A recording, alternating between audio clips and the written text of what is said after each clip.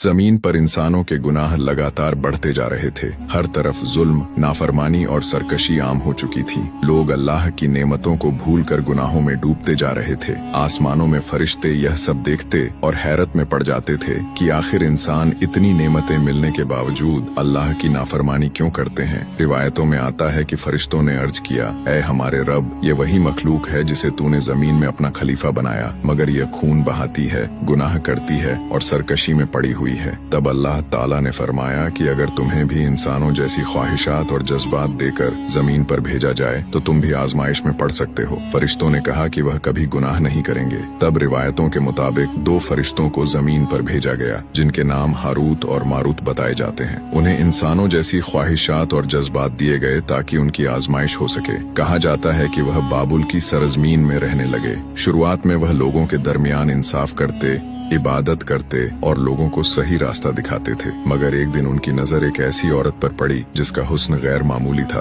कुछ रिवायतों में उस औरत का नाम जहरा बताया जाता है। उसका हुस्न इतना ज्यादा था कि दोनों उसके तरफ माइल हो गए और उन्होंने उस औरत के सामने अपनी ख्वाहिश जाहिर की, मगर उस औरत ने कहा कि वह उस वक्त तक उनकी बात नहीं मानेगी जब तक वह 3 में से कोई एक काम न कर ले, या शराब पिए, या किसी बेगुनाह इंसान का कत्ल करें, या फिर बुत को सजदा करें। दोनों ने सोचा कि इन तीनों में सबसे छोटा गुनाह शायद शराब पीना है, इसलिए उन्होंने शराब पी ली। लेकिन जब नशा उन पर गालिब आया तो उनकी अक्ल पर पर्दा पड़ गया और फिर रिवायतों के मुताबिक उन्होंने वह सारे गुनाह कर डाले जिनसे बचना चाहते थे। कहा जाता है कि उन्होंने गुनाह भी किया, एक बेगुनाह इंसान का कत्ल भी कर दिया और अल्लाह की नाफरमानी में पड़ गए। कुछ रिवायतों में यह भी आता है कि उस औरत ने उनसे आसमान पर जाने का राज जान लिया, यानी वह कलिमात जिनके जरिए वह आसमान की तरफ बुलंद होते थे। फिर वह उन्हीं कलिमात के साथ आसमान की तरफ उठ गई। बाज इजरायली रिवायतों में कहा जाता है कि अल्लाह ने उसे आसमान में एक सितारे की शक्ल दे दी, जिसे बाद में लोग सितारा जहरा के नाम से जानने लगे। जब हारूत और मारूत की आजमाइश का अंजाम जाहिर हुआ तो उनके सामने सजा का फैसला रखा गया। रिवायतों के मुताबिक उन्हें इख्तियार दिया गया कि वह दुनिया का अजाब चुने या आखिरत का। उन्होंने दुनिया का अजाब चुन लिया। चुनांचे कहा जाता है कि उन्हें बाबुल में एक गहरे कुएं में उल्टा लटका दिया गया, जहाँ वह कयामत तक अजाब में रहेंगे। हालांकि यह पूरी तफसील कुरान में मौजूद नहीं है और इस कहानी के कई हिस्से कमजोर या इजरायली रिवायतों पर आधारित माने जाते हैं, इसलिए इसे बयान करते वक्त एहतियात जरूरी है।